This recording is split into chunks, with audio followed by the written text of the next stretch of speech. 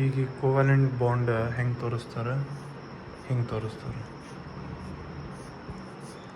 ಹಿಂಗೆ ರಿಪ್ರೆಸೆಂಟ್ ಮಾಡ್ತಾರೆ. H.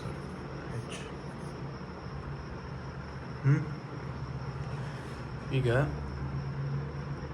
ಇಲ್ಲಿ ಏನಾಗುತ್ತೆ, ಯಾವುದೇ ಒಂದು ಎಲ್ಲ ರಿಯಾಕ್ಷನ್ಸ್, ಆರ್ಗ್ಯಾನಿಕ್ ರಿಯಾಕ್ಷನ್ಸ್, ಯಾವುದೋ ಒಂದು ಹೊಸ ರಿಯಾಕ್ಟೆಂಟ್ ಬರ್ತೈತಿ.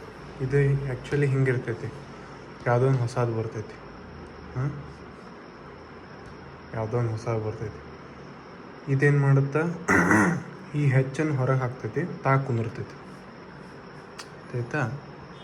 ಅಂದ್ರೇನ, ಹೆಚ್ಚು